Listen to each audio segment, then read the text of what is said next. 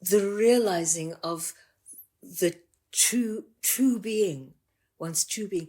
This is religio, this is religion, that one is really coming to realize the ego and the self in relationship.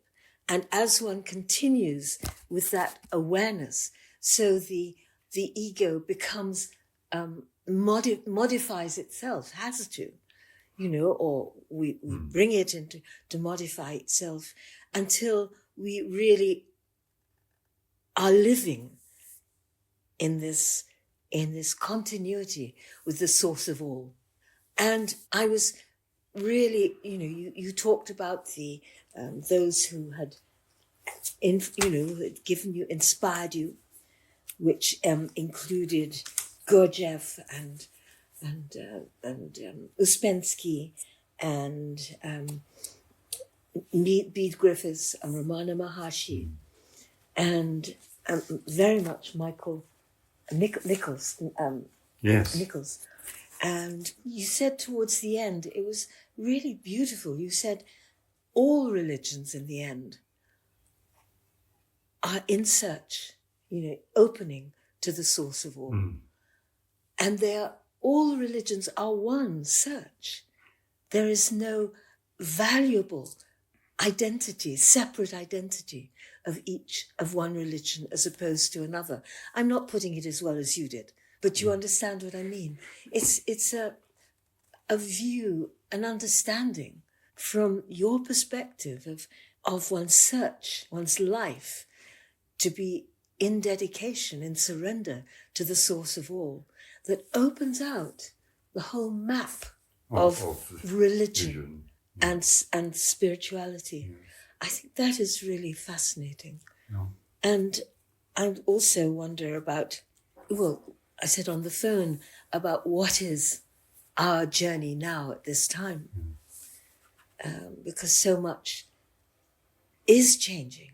Yes, I asked inwardly some time ago to be shown what the purpose of life is, or the purpose of teaching and helping others.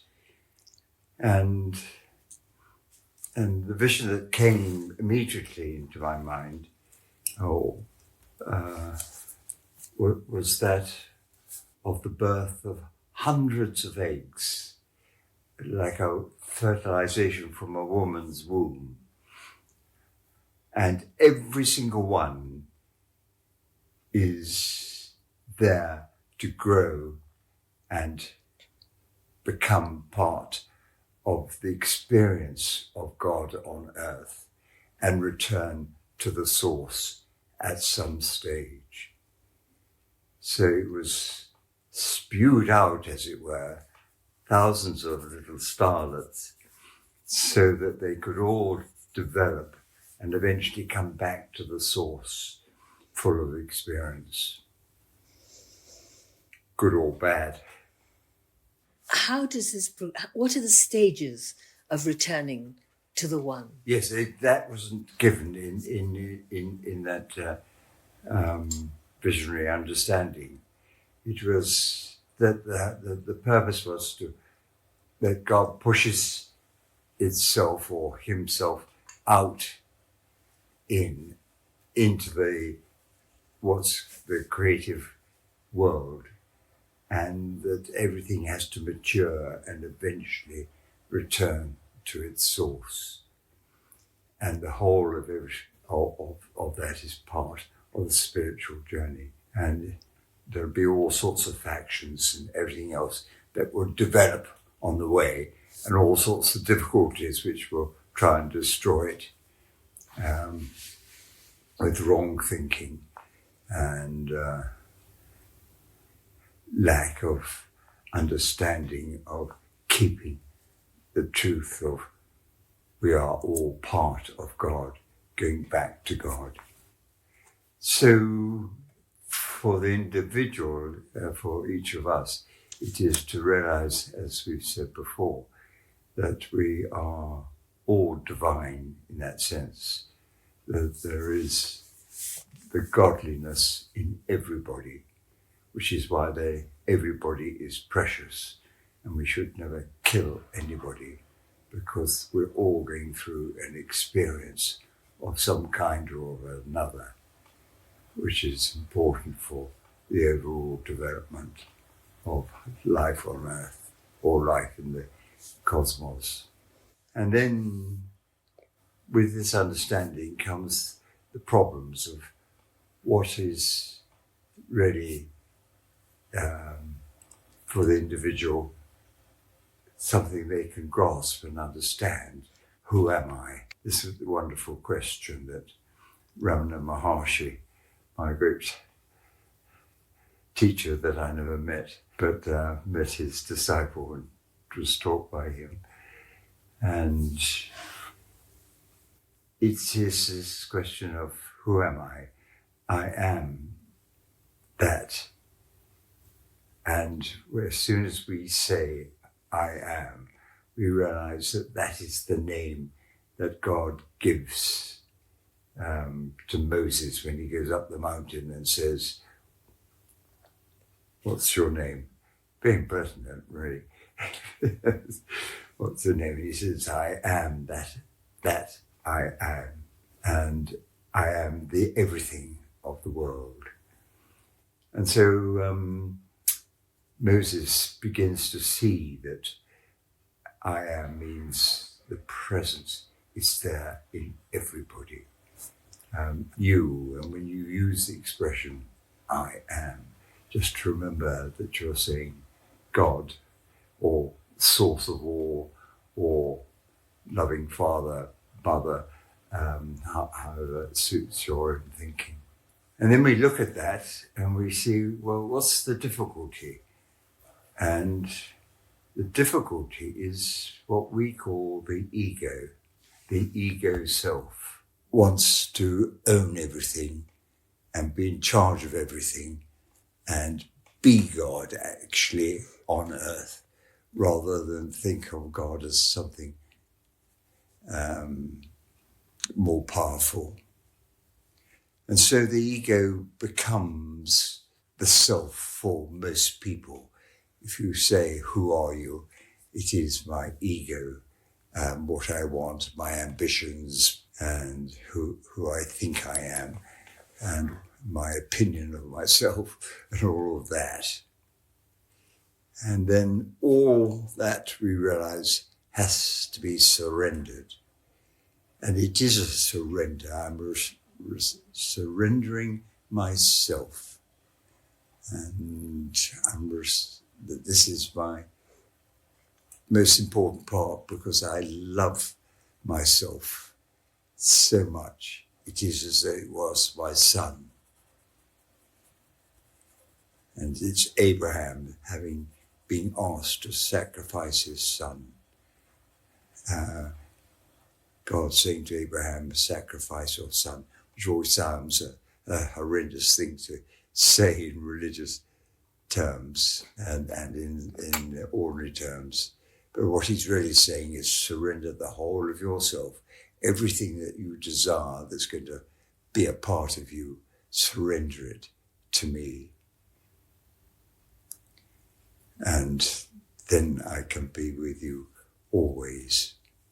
So we see that there, this question of the ego, discovering, yes, I have got an ego, and observing then the ego, always observing it when it jumps in and wants to do things.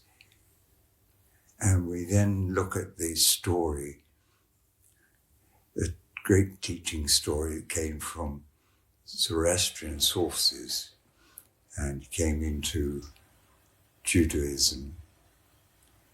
And that is the story of Cain and Abel. And we see that Cain is the ego, Abel is the beauty of the godliness of the real self, the love of God within each person and the whole energy. And then if we look at the story of Cain and Abel, we see that Cain kills off Abel so that he can do what he wants to do. And the story tells us that he founds many cities and things of that kind, worldliness, in other words, and goes off and forgets all about the other side of his nature, which is the presence of God within him. And then it says, because you have killed off me from yourself, you will forever be a seeker. And mankind is forever a seeker. That's mankind, womankind. Always a seeker, looking for that which was rejected, the presence of the Christ. And it says, I will always protect you in your search, look after you, I'll give you the sign of Cain, of protection, so that you can search and begin to find your true self once more. And we can all be one together. And that sort of evolves in thinking into different religions, because we find this thinking of the ego is there in each religion. And we can find it there. It's the common factor in all of them. Sometimes it's a bit obscure, but it's there. But religions also have a way of building the religion's ego, don't they? Yes, they do. They build their own ego. Yes, they do. Themselves. The religious side becomes part of the ego. Yes. And that's very dangerous then. And in the last, century or more, we've had an extra, if you like, tool to understand the ego. You respect very highly Maurice Nicoll, who was a Jungian, yes, as well as a student of Gurdjieff and Ouspensky. And so his that wonderful book, The New Man, is unveiling the coverings over the truth that you're just describing. Yes, it's all there. Yes. So there's also the psychology, which is the wisdom of certain psychology, which allows us, a lot of it is about allowing us to identify and to engage with the ego. What do you see? Do you see that there is, I put this very, very crudely, simply, do you see that there is an advance in humanity in seeing this transmutation of the ego towards the truth, true self? In the long term, looking at it as far as we can from the beginnings of life on earth, as far as we know it, sensible life, educated life, we can see that people have begun to look at these things and explore them. And it is there that we see a development can begin to take place. We've now reached a stage when we're beginning to look at the different religions and say, my own religion isn't the only religion. And that's part of the ego that is being surrendered. It isn't the ego I was brought up with. It is something much greater than that. And the love of God is in every religion. And they've all had their own message or teaching or guidance somehow or other in history from those who have come and taught them and given them understanding, and they made them into a religion. And each one is talking about the same thing. Surrender the ego and be your true self. And when we begin to see all that, we realize that there is only one goodness in the world. There's only one source of everything. And that goodness is there, hidden in each religion, and appears from time to time. And so the goodness is the same source for everyone.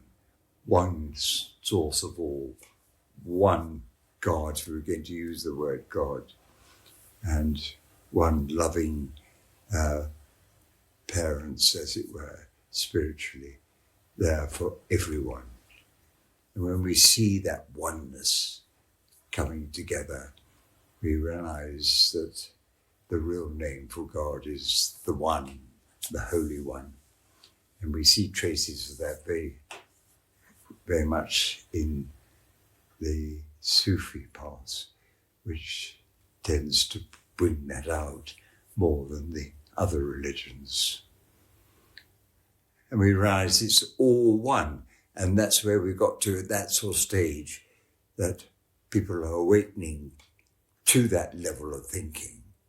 And then that level of thinking will begin to become an influence in the world and gradually move on to another era of understanding.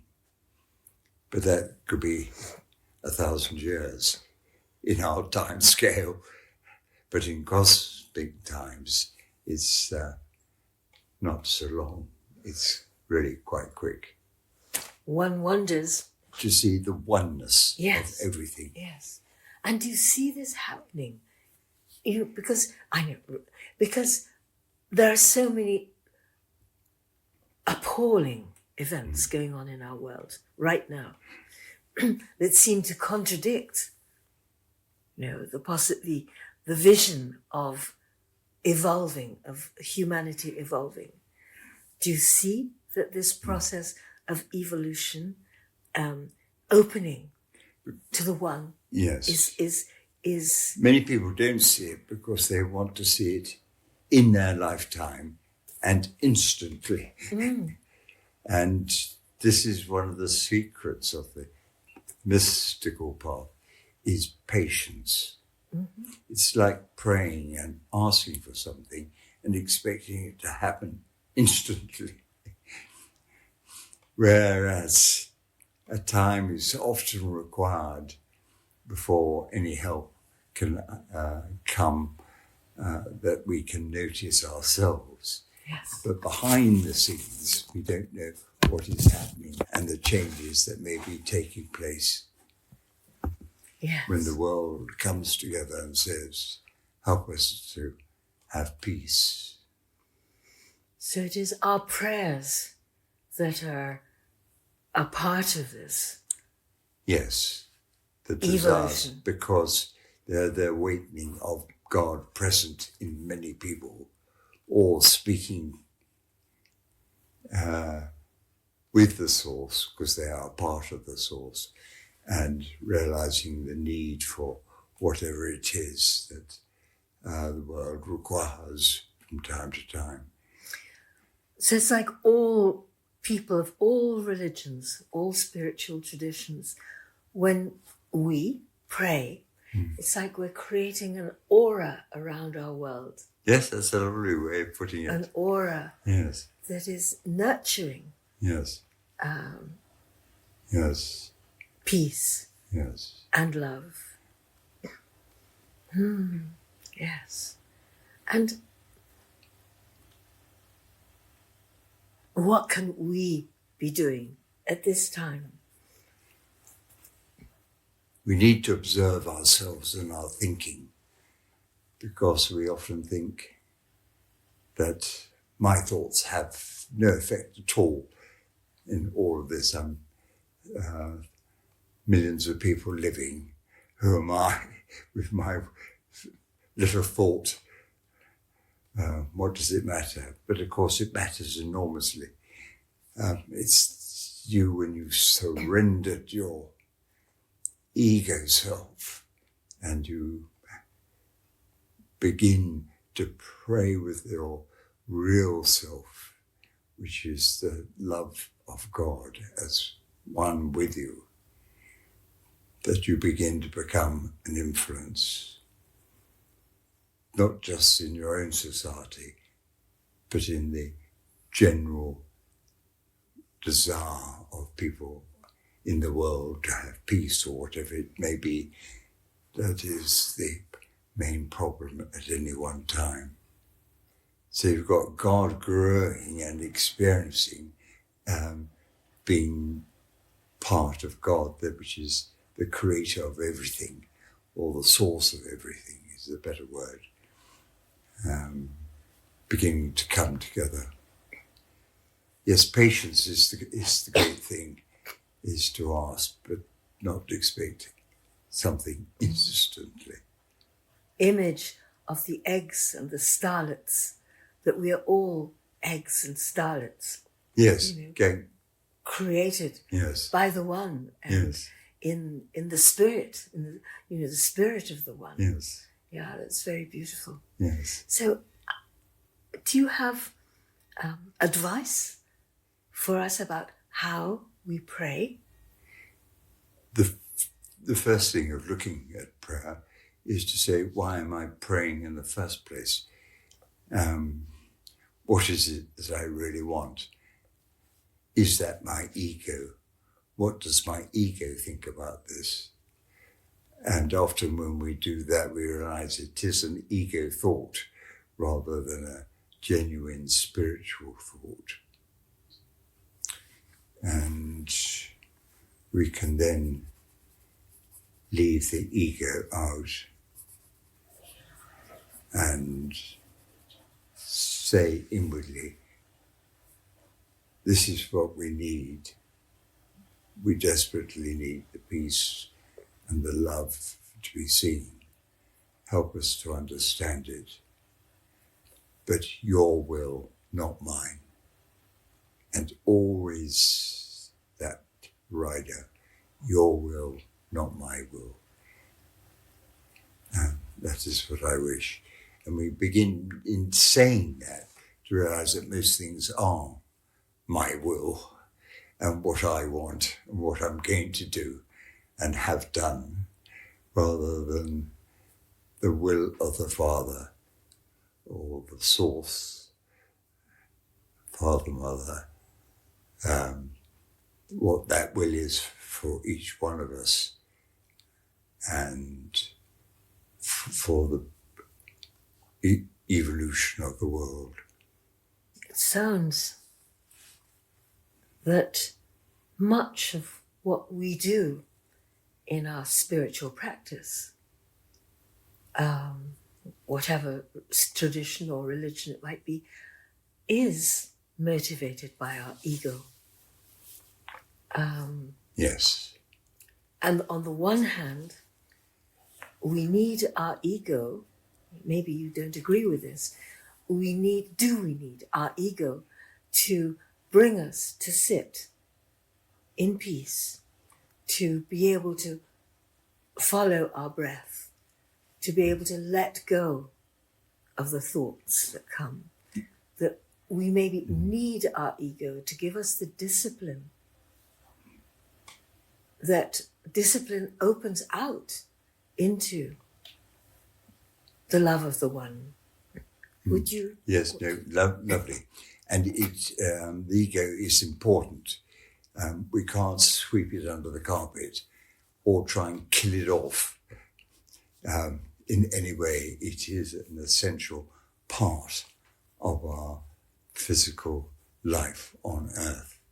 And it is that which in primitive times helped us to survive on earth and push to get food and look after and produce a family and be something on earth and to make a living. And it is that which gives us the drive to do that. So we're not decrying the ego. We're saying it needs to be tamed, or it needs to work in conjunction with the love of the source of all. And we need to be aware of those two sides of our nature so that we can do that and just question from time to time, is this ego or is this more than that? But be aware that the ego is there and it can't be destroyed. And we need to learn to love it. And if we learn to love the ego, it means we've moved our center of our thinking to the real self of who we are, God within. And we're looking at it from that position, and we'll look after it as though it was a son or a daughter in our own family, and learn to love it and not to destroy it. That's very beautiful, Peter, to love our ego as our daughter or a son. It's a very beautiful image of this journey, because so much of our ego reaction to our what's the word I want, disorder, is to blame ourselves, to feel guilt. Fear and guilt are very much, the arrows of the ego. So coming to love our ego is very beautiful, very beautiful. Do you have any guidance about how we do that? How we come to love our ego? First of all, of course, the intention needs to be spoken as we have now done. And the understanding, yes, I must learn to love my ego because it's fully a part of myself, which is necessary for the evolution of God's will on earth through mankind, womankind. So it's the realization of it that opens everything in our own thinking automatically, and we begin to become far more aware of what we sometimes call my true self, or the love of God within me, which I am. And we use that word again, I am, that love of God, and the ego, which is necessary for life on earth and needs to be loved and helped and understood. And an integral, essential step is to surrender. Yes. To the one, to the I am. That's right. That's and Abraham. Yes. Yes. Yeah. And Isaac. This is surrender. You talked about patience. I think you've mentioned silence, the inner silence. Is this, so on the one hand, you talked about the ego, to love the ego, and of course, love for the source of all. But in that stage of love for the source of all, there is an entry into silence. Is that right? So the beauty of silence is to be aware of the ego and its separation, so that we become our true self in the silence and the beauty of it, a oneness with the source of all. And the ego is surrendered to that in the silence. Your will, not mine. And that's the inner intention. Yes, the surrender. We talk about surrender in spiritual language, surrendering to the love of God. It's the ego that's surrendered so that I could do God's will on earth as it is in heaven. So you have mentioned monasticism, and so many traditions have traditions of retreat, of a day or many days retreat. is this needed to pull away from life? Or can we find that silence where we are with the one? Can we find that in the middle of life? We can find it anywhere at any time.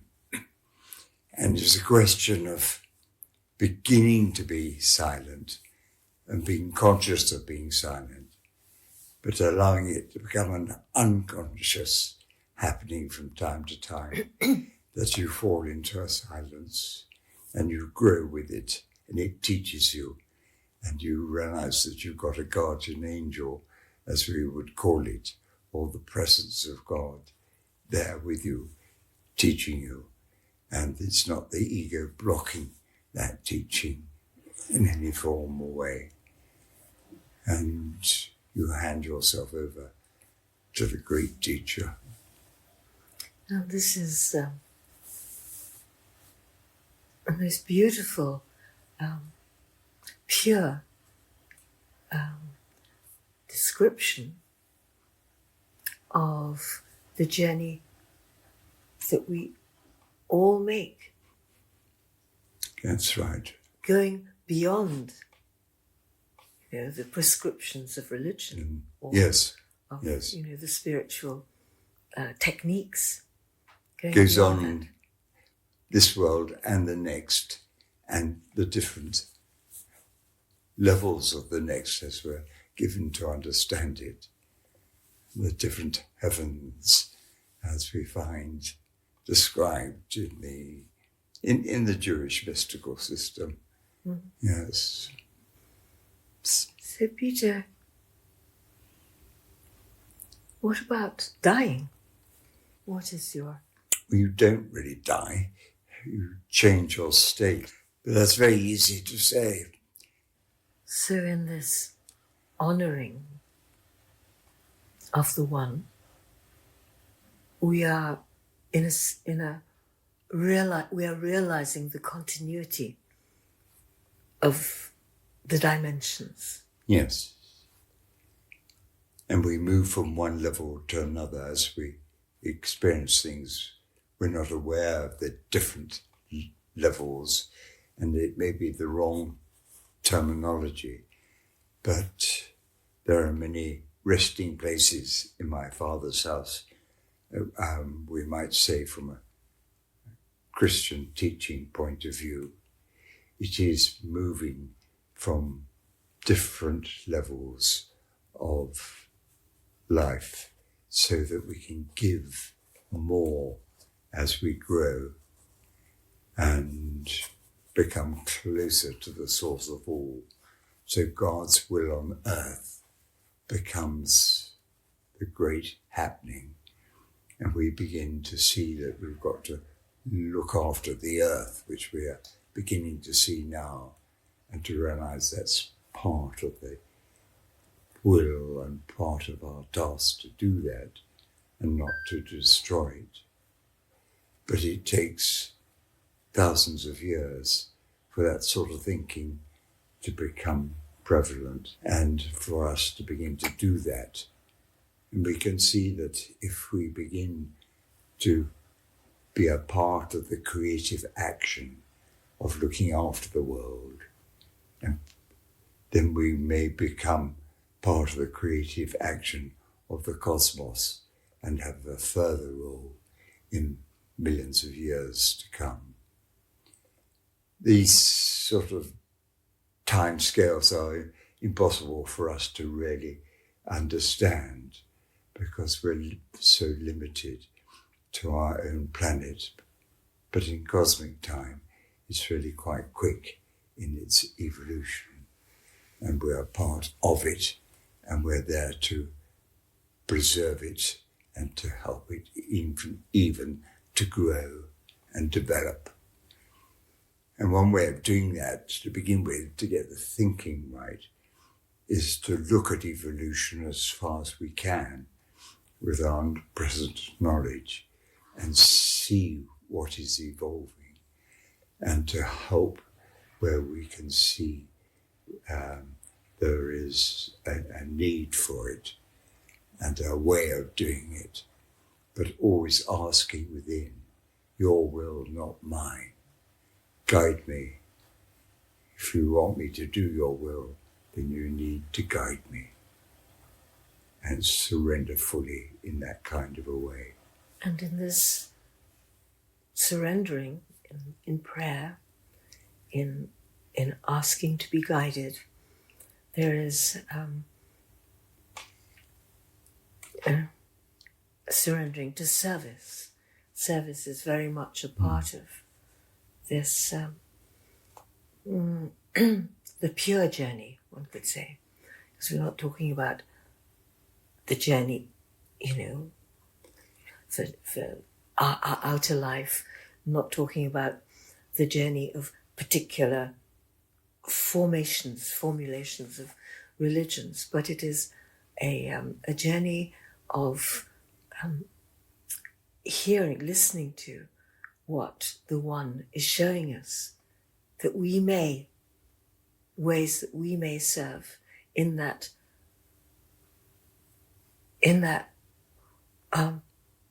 real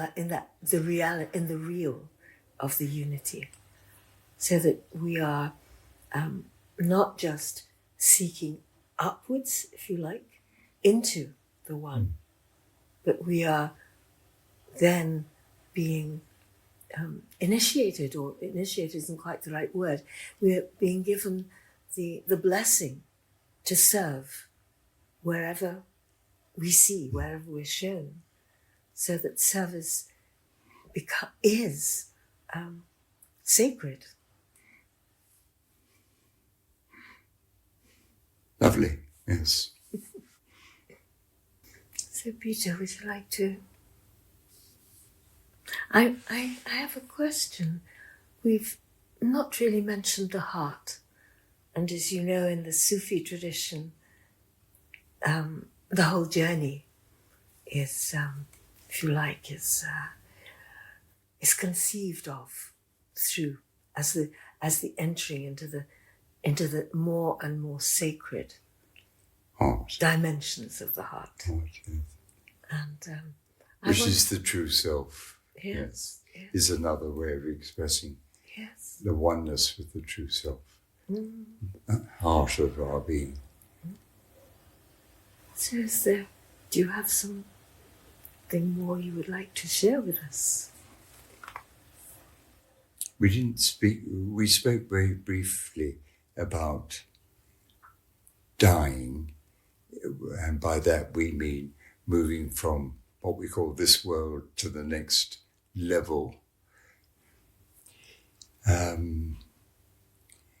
did ask for some help in understanding this by saying, or making a request that, how can I help people to die when I have no experience of dying myself? And about 3 days after asking that,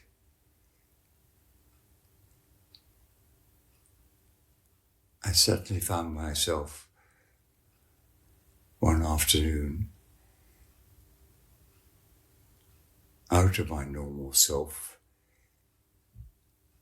and I realized that I was suddenly free from everything in this world, as though a great burden has been removed. And I was totally free, and everything that happened in this life was completely taken from me. It was as though it had never happened, as though it was an illusion, or as some Eastern religions realize it appeared to be an experience in itself of freedom from all that has happened. And it was a strange feeling, but a marvelous feeling. And then I was there, and I saw in the sort of near distance, a light shining, and I moved towards it, and there was a tremendous energy of love coming from it, and I realized that love is an energy of a kind, an important kind, and this was so strong that I'd never felt so much love. And so I began to move towards it because it's the greatest thing. And if I was free from everything else. And then I suddenly found myself back in my armchair and realized I'd had this spiritual experience in response to my request to see what dying was like. The most beautiful experience of our life, death that we can have. And so nobody need fear that at all. It is a great experience to look forward to, but that's quite a difficult understanding to get across. So I remember when I asked you many years ago about accompanying somebody, who is in a hospice. And you said, just simply sitting with them. Just simply sitting with them, you said. Holding a hand if they want to. And you don't have to say anything. Just being there. Yeah. And that somehow resonates with this beautiful vision that you've just shared.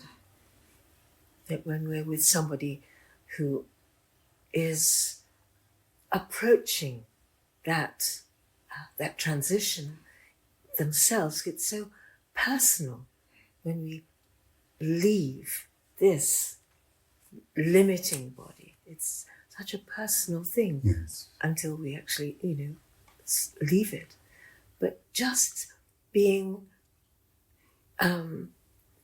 encompassed by someone supporting us in silence, or something very gentle, just holding a hand, is just so honoring of that stage that a person is in. Yeah. And what you've described is such an initiation.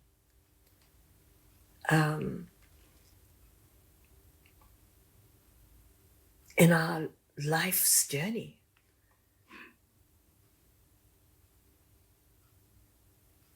To meet, as you did, to meet that continuity, as you keep saying, with the one, the presence of the one, to meet that continuity in that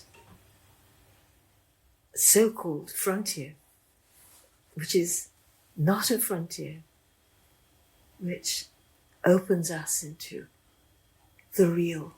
Yeah. And so this is also part of our training in this life, our sharing, to share this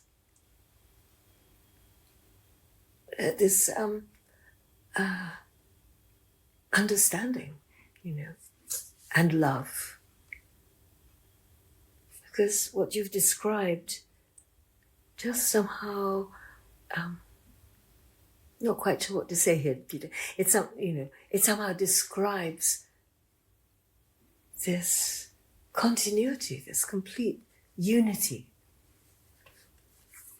As soon as I hear, that this particular entity, being, is not limited by being with this breath and this digestion and so on, then it opens wonder. There is a sense of wonder, I think, when we open out what we have been we've taken on as a frontier. We open it out, and this multi-dimensional presence is with us. So it's very special, the understanding about dying and not dying. It's very, very part of our, I think very much part of our evolving as who we are, Peter, we seem to have come to a... So would you like to give a blessing to those who are listening and are reading? Yes. Just a few moments of silence to begin with.